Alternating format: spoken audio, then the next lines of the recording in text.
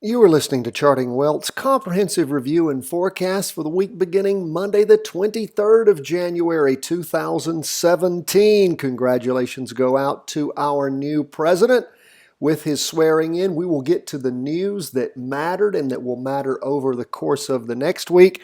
As soon as we finish these chart reviews, those of you new to what we do here at Charting Wealth, we follow 4 ETFs that represent a broad range of things going on in the world. We look at the S&P 500 first, as represented by SPY.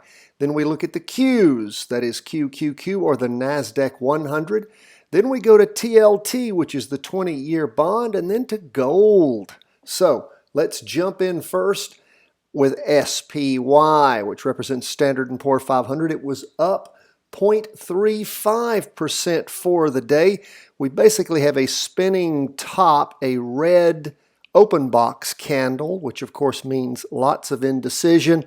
The market, even though it was up 0.35%, a little over 1/3%, it's not really gone above where it was back on the 13th. Actually, it's not even topped as high as it hit back on the 16th of January. So we have a market that has been sliding sideways.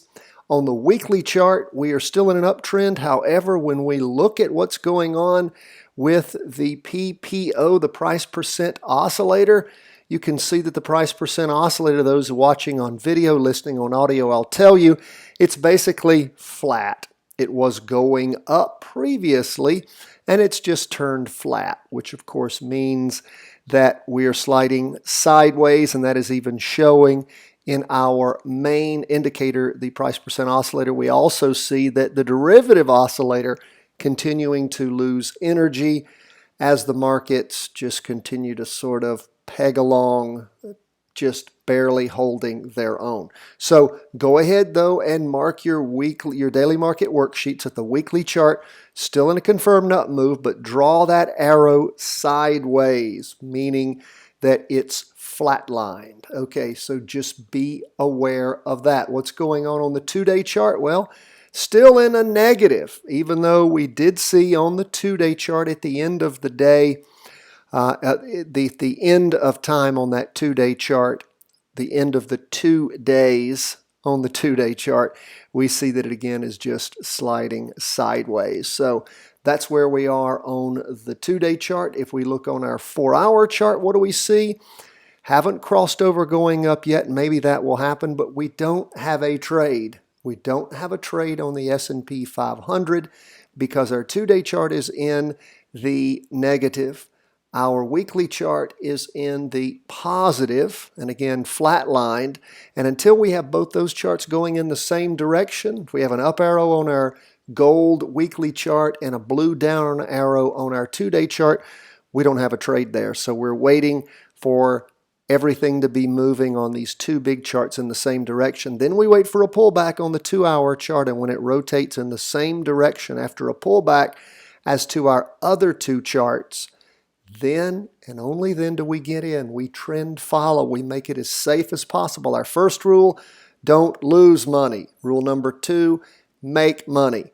You can't make money if you keep losing money. So you don't lose, then you make money. That's what we look for. That's why we trend follow, so that we're moving in the direction of the big chart and the medium chart, which is our 2-day chart. That's where we are. Those of you who just heard me talk about the daily market worksheet, if you don't have that, you need it, because that's the way you actually track your training and you supercharge it. That is by filling that daily market worksheet out every day that you join us for just that 10 minutes a day. Now, this weekly broadcast is a little bit longer, but we ask you to bear with us. It's just a few minutes longer. The rest of the time, we ask you to spend 10 minutes or less with us, filling out that daily market worksheet, empowering your trading. When we say trading, we're not talking about using real money. We're not a stock calling service. We're an education firm. We want you to open up an online trading account, fund it with virtual dollars, and virtually trade until you get good at this. Once you get good at it and you've developed your own system, you use what we do, modify it a little bit, whatever you want to do, and you get good at being able to read these charts, then you've got yourself a printing press. Then and only then, when you feel competent and confident, you are competent and confident for sure. When you are, that's when you use real money. Not before then. It may take months, it may take years, hell, it could take you decades. But the trick is to start today and stick with it. If you do, you will figure it out. I can't tell you how long, but I can tell you that there's no day to start like today. Okay, let's go to the next chart. On the weekly, what do we see going on there? We ended the week on the S&P 500 with a spinning top. How did we end the week? On the Qs, we have another up green candle. We crossed over going up at the week ending on the 6th of January, followed by the following week with a green up candle and another up candle at the end of this week. So what's actually going on intra-week? Well, if we go, and again, go ahead and mark your charts. We're still in a confirmed up move on the Qs, which is the NASDAQ 100. The 2-day chart is up. So again, we have both our weekly and our 2-day charts moving in the same direction. But what's going on our green 2-hour chart? It's still down. It crossed over going down back on the afternoon of the 11th. Yes, 2 p.m. on the 11th, crossed over going down and has continued to try to knock over, but it's just not had enough to push through. We're still in the pullback, and we're waiting to see if that will ever end. We're still above the 2-day trend line and above the weekly, but we just don't have enough momentum to pull us over and to give us an entry point. Maybe that'll happen at the beginning of next week. That's really the only chart out of all four we're talking about where there's a current possibility of jumping into a trade. Mark that down. Pay attention to that over the course of the next week. Now let's go back to our weekly chart and move on to bonds. Oh, and the Qs for the record up 0.22% for the day. Bonds, 20-year bonds down 0.18%. We were very close during the week to a crossover. In fact, it looked like it had crossed over. Remember, we don't call the crossover until the week ends, until the candle ends. Well, we haven't had that happen yet. What did we have this weekend with? Well, we ended with, again, a spinning top, lots of indecision in the bond market, just like we saw the week ending with the S&P 500. We didn't cross over. However, it is interesting that on the weekly chart, the derivative oscillator went positive, but we have lots of indecision in the spinning top. We don't have a crossover, so mark your daily market worksheet says TLT is still in a confirmed down move on the weekly chart. We hope that's going to cross over. That would mean a major change in trend on bonds. Hasn't happened yet. The 2-day chart is still up, but again, we got to wait for our weekly chart to pull over. Now, those of you who wanted to, we talked about, hey, you can try to call bottoms and jump into something. That's not what we do. You want to try other things and experiment. Hey, it's all up to you. It's just virtual money that you're playing with, but not our rules, not the way we do it. That's where we are as far as bonds go. Bonds still in a confirmed down weekly move. Let's go to gold. Lastly, gold up 0.22%, the exact same amount percentage-wise that the Qs was up. Just interesting. That doesn't usually happen. What do we see going on with gold? It's trying its best at the end of the week to cross over going up, but it just could not quite finish it on the weekly chart. Gold had been going down since sometime around the 12th of August, and it had gone precipitously down. Looked like it hit that bottom so far around the week ending the 30th of December. And then for the last 4 weeks, 3 weeks really, it started trying to move up and has been moving up. Derivative oscillator flipped over into the positive over the course of this last week. So you can't quite mark your charts as gold being up on the weekly. It sure is trying. If we look at the 2-day, what do we see going on? Crossed over going up on the 2-day chart back on the 30th of December, and then sort of started losing that over the last two-day candles. It really reached its peak back on the 17th, and then we've seen it sliding sideways since then. Although the derivative oscillator has been losing some of its upward momentum, we're still in positive territory on the PPO, the price percent oscillator. So since we don't have the weekly chart and the daily, the 2-day chart going in the same direction, of course, we do not have a trade. Now, lastly, let's check and see. Let's just look at that 4-hour chart. It may be starting to work again. Those of you who followed us for a while, you know how prescient our 4-hour chart was over the course of this last year. When it crossed over going up, it was good as gold. When it crossed over going down, good as gold. It stopped working in December of 2015, started working in about late January or so 2016. It also stopped working when the market started sort of sliding sideways in December of 2016. Hopefully, it's starting to work again in 2017. Let's pay attention and see how that ends up working for us. Now that you have your information for your daily market worksheets as far as those weekly charts, it's the only time we really report the weeklies, and we've gone over all of our charts, and you realize the Qs is the only opportunity for us to obey our rules and possibly find something to jump into over this next week, unless, of course, some charts change drastically. That's the most likely thing, is an uptrade in the Qs. We'll watch that. Now let's talk about things that affected the news over the course of this last week. Well, we know it would be hard to live in America. Those of you who live here and are listening, I know we have a lot of overseas friends, but pretty much anywhere in the world, not to know that Donald Trump was sworn in on Friday. What did he do? Well, he called for defending the U.S. borders, rebuilding the infrastructure of this once great country. And every decision, whether on trade, taxes, or immigration, is going to be made for the benefit of who? American workers and families. And he expects other nations to put their interests first as well. And the United States is going to reforge and reinforce old alliances and look to build new ones, which is good news all the way around. What do we hear from China? Well, China's warning about a trade war risk. And of course, this is the first time that their leader spoke at the World Economic Forum, all the globalists gathering there in Davos in Switzerland.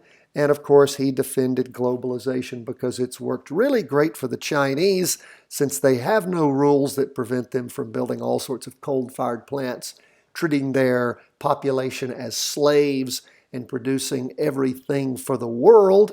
Of course, globalism's worked out okay for the ruling elites who live like potentates and princes while keeping their foot on the neck of their people. Great, great news for those Chinese elites. So again, I do say that all tongue-in-cheek, and it is awfully fun.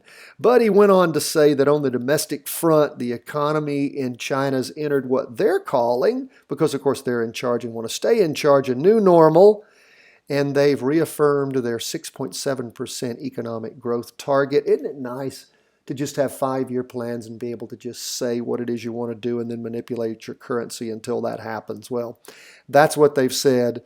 And we'll see how things work in that slave state as we move forward.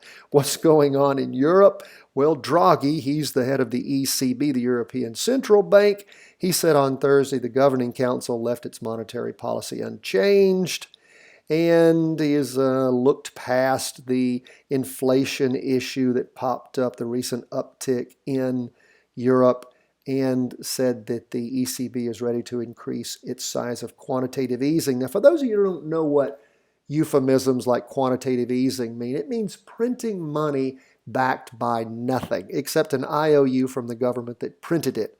History of the world, just a little break there, has shown that has always ended in disaster. But, we live in a modern world where the old world rules don't apply. Things like gravity, the theory of relativity, money supply, velocity of money, fiat currency. None of those things really matter anymore because we've just created a new modern world with computers and stuff where that doesn't work anymore. Really? Does anybody believe that? Well, that's what they're saying. That's what they're continuing to try to say. We'll see how all that works out. Bank of Canada, it also held its policy steady on money. Their governor maintained that a rate cut is an option if the Canadian economy takes a hit from more protectionist policies of the U.S. Isn't that interesting? If we actually protect our borders and our trade, it's going to hurt other countries. Interesting. And what do we see going on? U.S. Federal Reserve Chairman Janet Yellen. Remember, the Federal Reserve is as federal as Federal Express. They're not government officials. They work actually for the Federal Reserve Corporation. She said Thursday that the Fed is close to its goal and that she expects rate hikes a few times during the current year. And the future markets have just over a 25-cent basis point hikes priced in at the present. So we'll see how all that works out. The IMF has upped its U.S. growth forecast. That's interesting. They're stating that the U.S. economy will grow 2.3% this year and another 2.5% in 2018. Those are fresh reviews from our friends at the International Monetary Fund, another set of globalists. We'll see how all that works. And what do we see going on? Continuing to try to bash the Brits. Now they're saying all the banks are going to move their staffs out of Britain as they get out of the EU. Well, we'll see how that goes. British economy is continuing to hold up nicely. Okay, those were the things that sort of affected the market as it really just slid sideways over the course of the last week. Let's talk about what might be affecting the market in the coming week. What do we see going on? Well, on Tuesday, we're going to see the Global Flash Purchasing Managers Indices are going to be released. We're also going to see that same day on Tuesday, U.S. existing home sales data. Again, any of that stuff is particularly good or particularly bad, particularly U.S. home sales, good or bad, really good, really bad. That could affect some things in the market. You can sort of listen out for that. And then what do we see going on the rest of the week? Really nothing till Thursday. UK is going to put out its gross domestic product for the fourth quarter, and then Friday, that's the UK, United Kingdom, and then on Friday, the US is going to release its Q4 GDP. And again, if any of that's particularly good or bad, it can affect things. Folks, that's what moved the markets over the last week. Not really moved it a lot, and that's what may move the market over the coming week. Not really a lot of information out there. We'll see how Donald Trump and the new Trump administration coming in, how people start feeling about that, if it can actually jack the market around, particularly technologies, which is what we're looking at. We said again, QQQ. We're going to look at the NASDAQ 100, and if that does pop at the beginning of the week, we'll be looking to jump in and ride, baby, ride. That is where we end the day.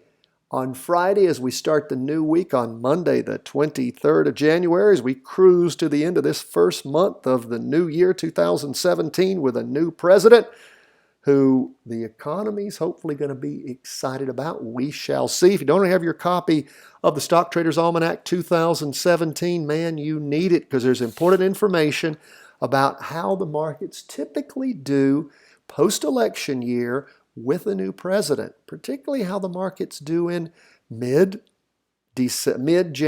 to early February. Now, if you don't already have our How to Read a Stock Chart video, our daily market worksheet, and the layout that we use at freestockcharts.com, how do you get them? You just go to our website, chartingwealth.com, sign up for our newsletter.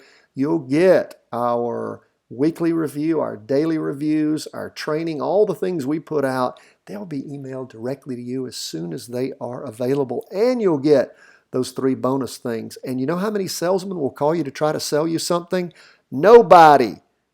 We are all about giving back here. Now, at some point, yes, we probably will monetize something, maybe do some specialized training for folks who really want to go deeper and want to excel in their training faster.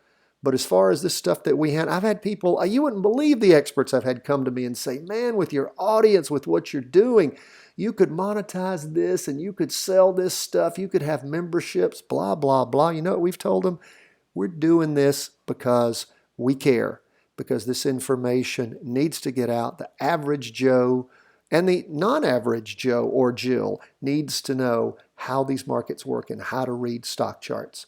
And that's what we've been doing for well over, almost 2 years now? We put out hundreds and hundreds of these broadcasts. And you know what? I love it.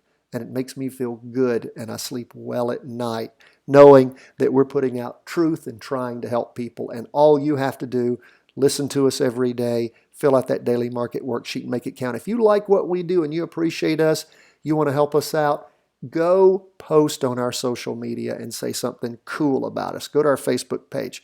Go subscribe to our YouTube channel. Go to our Twitter channel. We would love your help, and we would love to hear from you. You have questions, problems, concerns, you can write us right there at chartingwealth.com. Also, if you want to help us out the most, like we said, subscribe to our YouTube channel, post something cool there, post something cool about us on Facebook and Twitter, and by all means, subscribe to us at iTunes. You guys have made us as high as number 6 in the world in the past as far as stock market podcasts go. Give us a 5-star rating, say something cool. Thank you so much, my friends. God bless. Hope you are having a great weekend or have had a great weekend, and that you're going to commit yourself or recommit yourself to staying with it. Stay with it. You will succeed. It is in the stars if you just persevere. God bless. Take care from chartingwealth.com.